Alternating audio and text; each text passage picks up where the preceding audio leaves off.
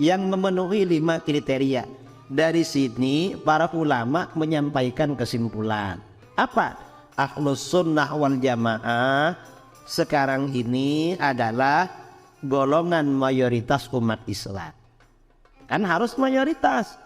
Golongan mayoritas umat Islam, di mana di dalam urusan agama mereka mengikuti sistem bermadzhab. Mengapa bermadzhab? Bermadzhab ini berarti harus punya guru, di mana di dalam 3 pokok ajaran fikih, akidah, tasawuf. Di dalam fikih mereka mengikuti salah satu mazhab yang 4, yaitu Hanafi, Maliki, Syafi'i, Hambali. Kita di Indonesia yang golongan Syafi'i.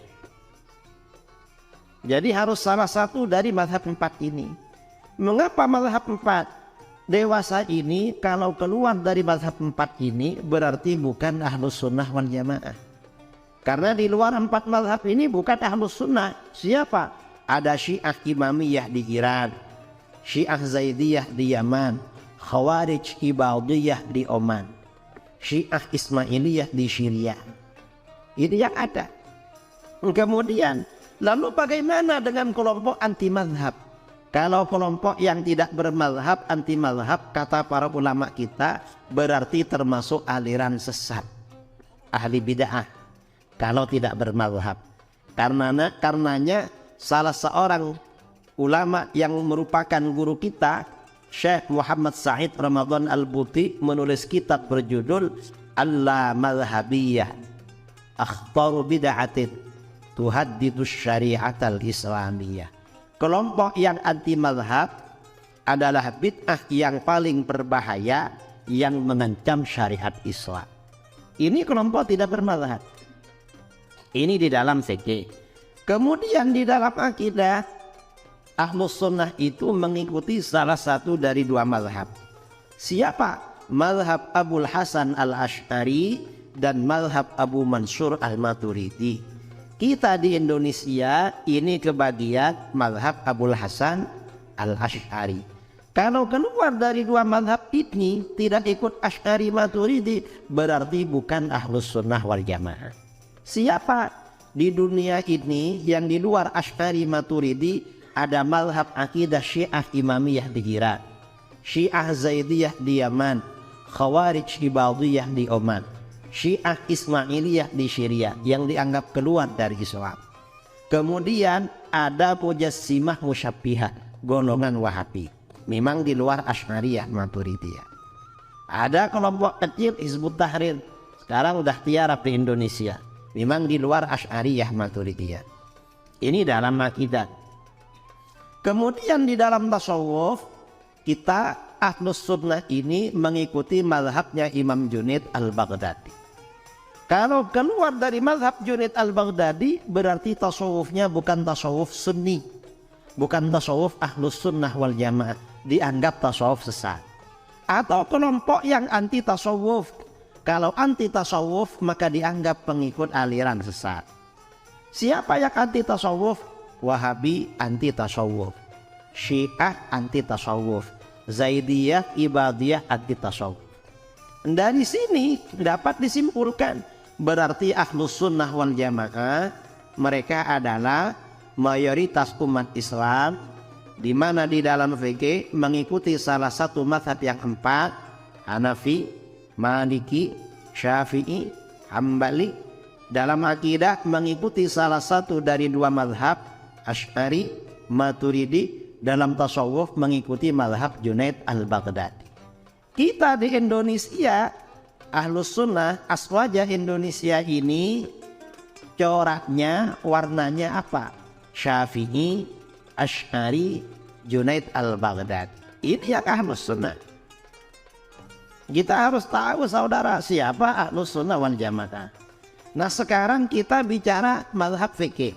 Kalau akidah sudah agak sering di Pekanbaru. Fikih. Kalau fikih bagaimana? Mazhab salaf. Sejak generasi salaf, di dalam fikih ini ada dalil-dalil hukum. Dalil yang disepakati oleh ahlus sunnah ada 4. Sedangkan yang diperselisihkan ada sekitar 20. Jadi dalil ini semuanya ada sekitar 24 saudara. Cuma yang disepakati ada 4. Apa saja? Al-Quran, hadis, ijma, qiyas. Kalau dalilnya gak lengkap 4, cuma Al-Quran, hadis, berarti bukan ahlus sunnah. Ada nggak sekarang yang cuma 2 dalilnya? Kalau ngomong dia bilang apa? Kembali pada Quran dan hadis. Kalau ada orang bicara begitu, kita tanya, kenapa kembali pada Quran dan hadis? Kalau bertanya begitu, mengapa? Kita tanya lagi, ijma'nya di mana? Kok hanya Quran hadis? Ijma'nya di mana? Mengapa kita mempertanyakan ijma'? Yang menolak ijma' sejak generasi salaf itu aliran sesat. Siapa? Khawarij, Syiah, Mu'tazilah menolak ijma'. Belakangan Salafi Wahabi banyak menyimpang dari ijma'. Berarti gabung dengan aliran sesat. Ini ijma'. Kemudian yang kedua, kiasnya mana? Kenapa Al-Quran hadis kiasnya mana? Bingung mereka. Mengapa kita mempertanyakan kias? Sebagian besar hukum agama dasarnya kias. Dan kias ini merupakan perintah dan ajaran yang dicontohkan dalam Al-Quran. Gimana perintah dalam Al-Quran? Di dalam Al-Quran Allah berfirman, fa'tabiru ya ulil abasar. Ambillah pelajaran wahai orang-orang yang punya wawasan. Kita ini diperintahkan mengambil pelajaran. Mengambil pelajaran itu artinya bagaimana? Perkara-perkara yang hukumnya tidak dijelaskan di dalam Al-Quran dan hadis, maka hukumnya disamakan, dianalogikan, dikiaskan dengan apa-apa yang disebutkan di dalam Al-Quran dan hadis. Ini artinya apa? Ini artinya metode kias. Contohnya bagaimana? Contohnya perkara yang memabukkan yang ditetapkan di dalam Al-Quran hadis yang disebutkan apa? Hanya khamr, minuman keras yang memabukkan, kan itu. Sekarang ini yang keras-keras sudah gak berupa minuman, ada yang berupa serbu. Seperti apa? Narkoba, ya, putau, kemudian sabu-sabu, kan bukan serbu itu. Sudah bukan serbu, haram gak? Diharamkan. Mengapa? Dikiaskan pada khamr, sama-sama memabukkan. Ada yang berupa ganja, ini kan kias. Atau misalnya ya, dalil kias, menyakiti orang tua yang dilarang di dalam Al-Quran itu caranya 2. Apa? Fala taqul lahuma uffin, berkata uff. Apa uff itu? Berkata hus atau his, hus atau berdesis, atau sikap yang menampakkan bosan merawat orang tua. Yang kedua, wala tanharhuma, membentak orang tua. Kalau ada orang nggak berkata huf dan tidak membentak tapi memukul orang tuanya, boleh enggak? Ya harap juga sama dengan ini. Atau misalnya ada orang ya tidak berkata hus, tidak membentak, tapi dia melakukan tindakan yang membuat orang tua malu. Kira-kira durhaka apa enggak? Durhaka juga.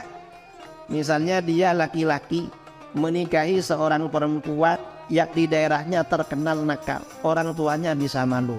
Kira-kira haram apa enggak? Nikahnya sah, tapi dilihat dari orang tuanya sakit hati, memalukan, gak boleh ini durhaka pada orang tua. Atau melakukan tindakan yang membuat orang tua malu, nggak boleh juga karena menyakiti. Atau melakukan tindakan yang membuat orang tua susah, nggak boleh juga. Dikiaskan dengan itu, ini kias. Begitu dasar kias kita sampaikan pada kelompok sebelah yang anti kias. Akhirnya bagaimana? Mereka mundur sedikit, ngalah sedikit. Apa kata mereka? Oh kalau begitu kias gak apa-apa. Lah terus, cuma gak boleh dalam urusan ibadah. Mereka bikin statement la biasa fil ibadat, Gak ada dalil kias kalau urusan ibadah.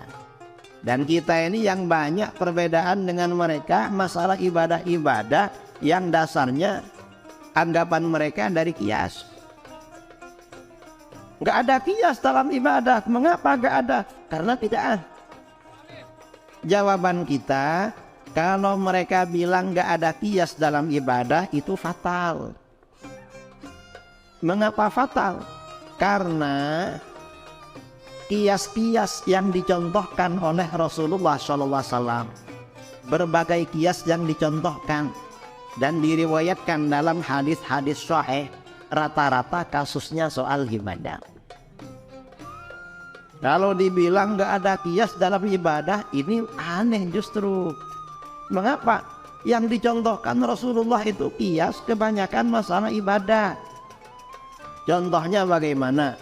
Hadis riwayat Imam Bukhari dari Ibnu Abbas. Seorang perempuan datang kepada Rasulullah SAW.